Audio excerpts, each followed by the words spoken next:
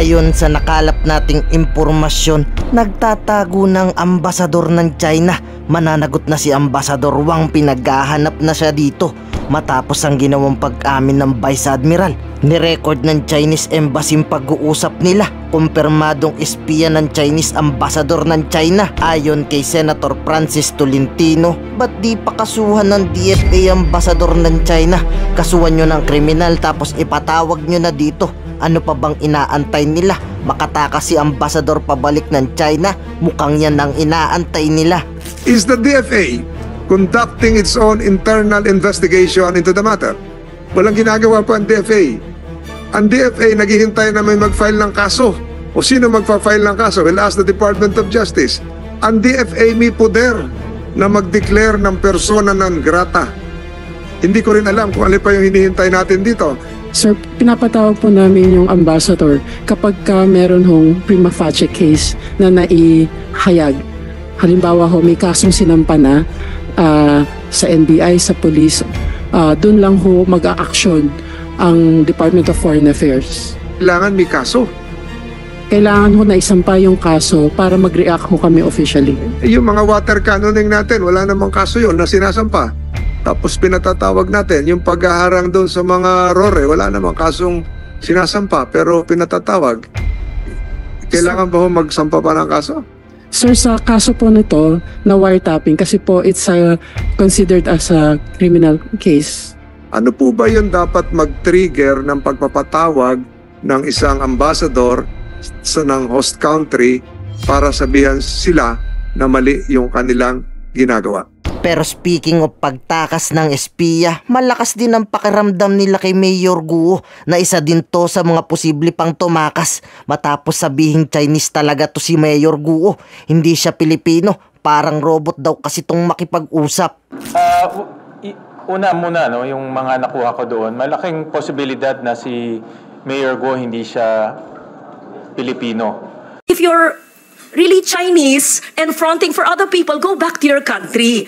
But if you are Filipino and you were born here, convince us because we want to be convinced. Madam Senador, lumaki po ako sa farm. Kinulong po ako ng tatay ko. Paulit-ulit naman, parang memoryado nyo. Kasi kino-coach ka ng lawyers mo siguro. Nothing to be defensive about. You don't have to say the same thing. Basta sa farm po. Tell us about your child. Ako sa farm. Basta tell us about your child. Sa farm. Ano ba? Huwag tayo robot. Saan po? Saan pong lugar? Sa Pilipinas, sa Central Luzon, sa Tarlac o sa Banban? Tarlac po. Saan po sa Tarlac? Matatalaib Tarlac po. Ano po? Matatalaib Tarlac. Is that the barangay? Yes po, nakita ko po dito sa birth certificate ko po. No, you would have recollection of your childhood, right? Can you just give us a recollection of your childhood? Sino po yung best friend nyo? Saan po kayo nag-aral? Kung meron kayong makamag-anak? Recollections of, you're only 38 years old. You will remember your childhood. I mean, I'm double your age, but I would remember my childhood in Malabon. Your childhood. I know homeschool. I can't believe anyone is totally homeschooled all her life. Yes. Please tell us about your childhood. Your Honor, lumaki po ako sa farm. Which farm? Which farm? In what barangay? In what LGU? Barangay Virgen de los Remedios. Bamban Tarlac din po. Different po from the one po sa QJJ. Yung katabi lang po niya. Nabenta po siya year 2000. Hindi ko po maalala yung date kung kailan po siya nabenta. Tapos nakabili po ulit ng property po sa tabi at doon po nagtayo ulit. Lumaki po ako sa farm, Your Honor. Tinago po ako ng tatay ko po. Lumaki po ako na, ako lang po. Pinupuntahan po ako ng tatay ko po araw-araw. Lumaki kayo mag-isa? Kasama ko po ang katulong, kasama ko po yung mga kasamahan ko po sa farm. And sino po yung mga kasamahan nyo sa farm? Sino yung katulong na naaalala nyo, pangalan, nationality, at sino yung nag-alaga mula kayong napanganak 38 years ago? At binibisita kayong ama nyo mula saan? Sa bansang Sina. At tell us about your childhood. Your Honor, sa farm po ako lumaki, sa Bamban po ako lumaki. Lumaki po ako mag-isa. Pinupuntahan pa ako ng tatay ko. How I wish po... No, okay. You cannot grow up alone from a time you were born. Opo. So, the formative years from a time your mother birthed you, up to perhaps 10 years old, sino po yung inyong naging caregiver o yaya, hindi naman pwedeng mag-isa lang po kayo sa farm. Binibisita kayo ng ama nyo mula saan. So sino po yung sabi nyong kasambahay nyo na nagpalaki sa inyo? Sino po yung sabi nyong mga kaibigan nyo, kasama nyo sa farm? Sino po? Para may... In short, I'll be very honest. Please convince us that you were born in the Philippines, that you are Filipino, and that you are not what people suspect you to be. Dediretsuin ko na po. Kumbinsin mo kami kasi hindi po pwedeng hindi nyo maalala yung inyong first few years of living na formative years. Para makumbinsi kami because we want to be convinced that all elected officials are Filipinos and not spies of other countries. So, as a nationally elected official, and I won in Tarlac, number 1, I think, or 2, and I won in Banban, perhaps you even carried me your sample ballot, we have to know. Di ba ho? So if you're really Chinese and fronting for other people, go back to your country. But if you are Filipino and you were born here, convince us because we want to be convinced. So I'm trying to help you by trying to make you recall about your childhood. Hindi pwedeng, kasi parang scripted. Kasi I was born on this. This is what I can remember. And then when I ask you the same question, it's the same rote. R-O-T-E. So convince us. Your Honor, lumaki po ako sa Bamban, Tarlac. Lumaki po ako sa farm. Paulit-ulit. Opo. Anong barangay, anong farm, sino po yung nag-alaga sa inyong sabi nyo na binibisita kayo ng ama nyo, ano yung family situation, sino pong makalaro nyo, kaklase nyo, kung homeschooled kayo, sino po nag-homeschool sa inyo, ganun po. Madam Senador, ako po ay lumaki po sa Barangay Virgen de los Remedios, Bamban, Tarlac po. Ako po ay isang Filipino. Lumaki po ako kasama po yung mga empleyado po namin sa farm. Ipaprovide ko rin po yung mga pangalan. Come and go din po naman kasi yung mga naging empleyado po. 38 years ago po, Madam Senador, wala po ako talagang maalala ng sobra. Pero meron pa po ako isang kasama ngayon po na matagal na po sa amin, si Mang Boy po, na hanggang ngayon, kasama ko pa rin po siya. Sa susunod po, baka pwede ko po siya i-present din po dito para makilala nyo po. And in fact, 14 years old pa lang po ako, nagtatrabaho na po ako. Kilala po ako ng barangay chairman na mention po kanina na ipapaimbita. At bumibili na po ako ng mais. Pwede po ako mag-present po ng mga pangalan po nila na magpapaalam lang po ako sa kanila kung pwede ko po sila i-disclose po yung names po nila. At, Excuse me, San Loren, kung pwedeng idagdag, kung kaugnay nyo lahat ng mga taong ito mula nung pagkabata nyo, pwede nyo bang ikwento ng mahaba-haba ng konti in Kapampangan? Kasi syempre, kausap nyo sila sa sarili nilang lengguwahe. Madam Chairman, ang Bamban po ay Tagalog po. Meron din pong Kapampangan, pero mga kasama ko po sa loob ng farm po, mostly po mga Visaya po. Kasi ang piggery po, biosecurity po, hindi po sila lumalabas. Well, actually, San Loren, just for the record, may mga nag-o-observe na mga kababayan natin, pati mga netizens ng mga Kapampangan. Yan po ang tanong nila sa inyo. Kasi Kapampangan po ang lengguwahe nila. Yes. Anyway, can you San Loren, speak? please proceed. Thank you for that interjection. It's very helpful. Magsalita po kayo sa Kapampangan kung kayo lumaki sa... Madam You do. Senador, konti lang po yung alam ko po sa Kapampangan. Ang alam ko po, sobrang konti lang po. Di Okay. takla mo po. What Chinese language do you speak? Fukien or Mandarin? I can speak Fukien po. Okay, speak in Fukien now. Bo? More. Tell us more about your life in China. Wala po akong life po sa China. Dito po ako lumaki sa Pilipinas po. Tell us about your life in the Philippines and tell us about your family in China in Fukien. Family ko po in No, China. in Fukien. Please tell us about your father who's from China and he used to visit you when you were a child, and the family of your father in China, and where are you from China in Fukien? We have interpreters and perhaps I can understand a little. Yes po. Guay lao pe tui tai lok lai. Continue. Qua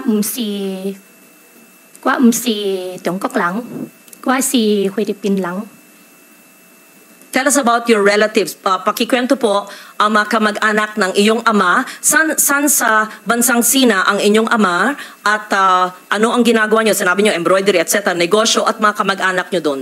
Tell San us. Loren, before she answers, Yes. maybe we can ask Ms. Batay, our Chinese interpreter, just to Yes, interpret to yes. us what the mayor said. Thank you. Ms. Batay. Okay, so in English, the interpretation would be, my father is from China. I am not a Chinese. I am a Filipino.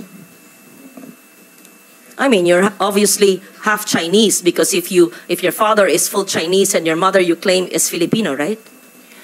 Your Honor, ako po ay isang Filipino at ang tatay ko po ay Chinese. Ako po ay, kung hindi man po ako full-blooded po na 100% po na Filipino, dahil po sa tatay ko, ako po ay isang Filipino po. Okay. What do you recall in 1986 when you were born?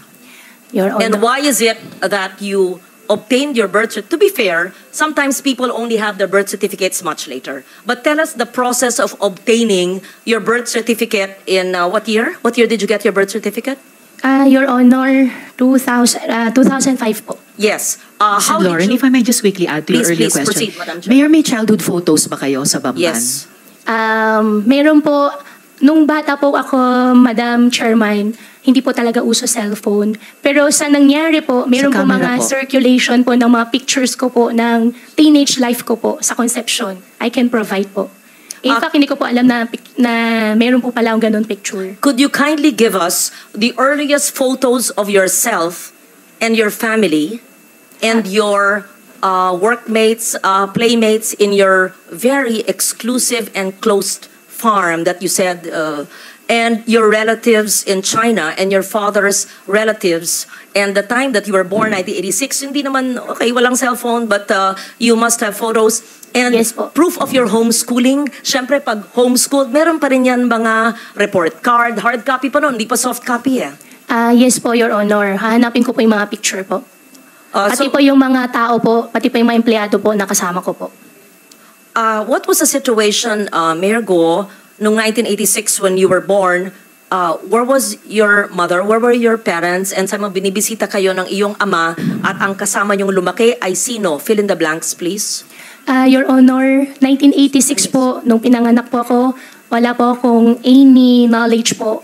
Dahil baby pa po ako noon, lumaki po ako, may nakikita po ako mga kasama po naging partner po ng tatay ko po. At lumaki po ako sa farm, isa na rin po yung na-mention ko po nung nakaraan po na Senate hearing, si Teacher Rubilin po, nakasama ko rin po siya. Can you please state once again your mother's name? Amelia Leal po, biological mother ko po. And have you ever met her? Hindi ko po siya nakasama. Have you ever met her? Hindi po. From the time you were born, from 86, hindi po nyo na silayan. Hindi na po. And tinanong po nyo sa inyong ama o sa mga kalaro nyo kasamahan sa farm? Your Honor, how I wish po I have a perfect family po. No, we lead imperfect lives. So I don't want to intrude on that. I just wanted to make sure. So, sa pagkaalam ba nyo ay Pilipino ang inyong ina? Opo, yan po ang sinabi po sa akin ng tatay ko po. At lumaki po ako dito sa Pilipinas po. At wala rin po, Madam Senador, wala rin po ako ibang citizenship kung hindi Filipino lang po. How did you obtain your birth certificate in 2005? Minigay po sa akin, hindi po ako yung nag-prepare po nitong birth certificate. Hiningi ko po sa tatay ko po yung birth certificate ko po. Was this discussed, Madam Chair? Did the PSA already look at the birth certificate? That was what was being discussed earlier, right, when I arrived? Yes. So that was, we will ask for the report from the PSA on the authenticity of that birth certificate. So tell us more. I know that time is up now. Tell us more in Hokkien, your childhood situation. I don't want to be intrusive, and there's no reason to explain about all of us have imperfect lives, but tell us about your childhood so we get to know you better, and your Chinese playmates, if any, Filipino associates or playmates, if any, and your family in China. In Hokkien po. In Hokkien, Sen. please. Sa We farm- want to hear you speak your language. Ang language ko po ay Tagalog po, Senador. Ako po ay isang Filipino. Sa Yes. farm po, ang gamit po namin lengguwahe po ay Tagalog po. But speak Hokkien. I just want to I hear can it. speak Hokkien po, pero ang Yes. ginagamit po na lengguwahe po sa farm po ay Tagalog. There's nothing wrong with knowing languages. Yes, po. If you're good in Hokkien, speak it, right? For Yes, after po. all, your father's Chinese and you're half Chinese.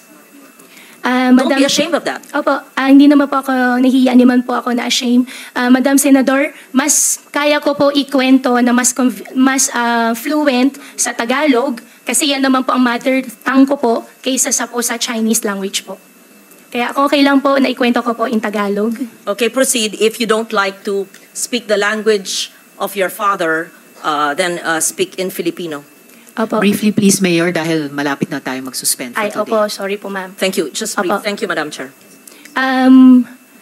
Lumaki po ako sa farm, 14 years old pa lang po ako. Nag-aalaga na po ako ng baboy. Ako nagpapaanak. Ako rin po nagbebenta po ng mga fatteners po na nilalabas po ng farm. Medyo, hindi po yung negosyo. Mula po 1986 when you were born, your recollection, 86 to the time you obtained your birth certificate in 2005. Madam Senador po, nung maliit pa lang po ako, nung 1986 po, wala na po talaga akong malala. Although ayaw ko po talaga ma-mention yung word na wala po akong malala, pero wala po No, talaga I'm not akong malala. asking about the day you were born. Obviously, nobody knows that. Any of us. I said 86 to 205. Between the day you were born and 9 years old, you would have some recollection. Ako nga po, doble ng age nyo. Naaalala ko pa yung childhood ko na ako'y 5 years old Kilala ko pa yung grade school teachers ko Yun lang po. Huwag tayo magpilosopo po dito. I mean, Opo. obviously, I'm not asking you, how was it when you were born? Hindi po. From 1986 to 205. Madam Senador, lumaki po ako sa farm. Kinulong po ako ng tatay ko. Paulit-ulit naman, parang memoryado nyo. Kasi kino-coach ka ng lawyers mo siguro.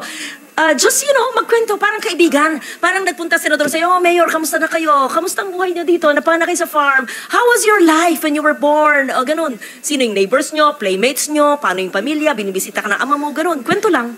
Madam Senador, As a Filipino, as you claim. Opo, gustong-gusto ko po magkwento. Ang playmates ko po doon sa farm ay yung mga dati po namin empleyado rin po. Kaminggo po yung mga tao pero may mga luma, mga matatagal po namin empleyado. Pagbalik ko po ngayon araw, hahanapin ko po sila at sa susunod po na Senate hearing, isasama ko na lang din po sila. Aaralin pa ng mga abogado. Teka po, anything, when I say your first 10 years of your life, the first 9 years of your life, kilala ko pa yata isang abogado mo sa likod mo. Anyway, the first 9 years of your life, what is the first image that comes? Tell us about your farm life. Must be a charming, idyllic life, right? Opo, nasalo po ako ng farm. Di po ako pinag-aral po ng tatay ko po. Ang nagtuturo po sa akin si Teacher Rubilin po na na-mention ko po nung nakaraan na Senate hearing. And how I wish po really, Madam Senador, na I have a perfect life po. However we're po, not talking about pinalaki po ako sa farm. imperfections or perfection. Kwento lang nga Opo. 9-10 years po. Siyempre man, Mayor, may maalala, 38 ka lang Opo, sa farm nga po ako lumaki po, Madam Senador. Hindi po naging normal po yung buhay ko asking po. normal or it's Madam Chair, I know that time is limited and I would want to get to know the mayor. As I said, we're giving you the opportunity to prove to us that you are Filipino. We ask you the questions which I would ask normal people. I would ask you, Risa, tell me about your childhood, right? Sure, in our childhood, I talk about my child. Yun lang. Nothing to be defensive about. You don't have to say the same thing. Basta sa farm po. Tell us about your child. Ako sa farm. Basta tell us about your child. Sa farm. Ano ba? Huwag tayong robot. Tell us about your childhood. So we're convinced that you have a childhood in the Philippines. And if we ask you to speak about a foreign language, to speak in a foreign language that you are nabihasa ka, ay, hindi, mas magaling po ako sa Pilipino. Ba't may kakaya kung magaling sa Hokkien? Kung magaling ka mag-Mandarin? Wala. Maganda nga. Marami ka na lengguwahe. I will leave it at that and I will ask more questions in the next hearing because ano ba ang ating pinupunto dito? Na dapat ang ating mga ahensya ng gobyerno ay hindi nagpapahintulot ng mga sindikatong kriminal na nagbibigay ng mga peking birth certificate at ibang dokumento na nabibigyan tuloy minsan ng mga Philippine passports o nakakabigay ng ID ng Philippine government agencies na de-deprive tuloy ang ibang Pilipino sa mga benepisyo. At hindi lang yan, maari pa, without judging you or prejudging you, na mahalal sa mga posisyon na maaring maging national security issue. I'm not judging, I'm basing it on what I've heard and read, and I'm giving you the chance to prove that you are Filipino. Yes, so I will leave it at that. Thank you very much, Madam Chair, for the time and the patience, and I would like for her to submit the photos that you requested, the name of the teacher, and perhaps the teacher who helped her homeschooling, names of employees, their full names, photos, addresses, playmates, etc. You must have a neighbor who knew you in the 80s, right? Imposible mo walang may kilala. Hindi pwedeng sumulpot ko na lang ng 2005 tapos I'm Filipino, I'm here. Okay. Yun po, I leave it at that. I'm not yet convinced but I really sincerely want to be convinced because it would break my heart if we have a foreigner who is an elected official. It would break my heart kung gano'n. It's really a national security risk. So I'll be very strict with DFA and with TSA sa inyong you better straighten that out yung mga sindikato nandyan sa mga ahensya ng gobyerno na nagbebenta ng mga birth certificates. Thank you, Madam Chair. Ngayon, ikaw, bilang Pilipino, ano ang masasabi mo at reaksyon sa balitang ito? Mag-iwan ka ng komento sa ibaba at atin pong babasahin isa-isa.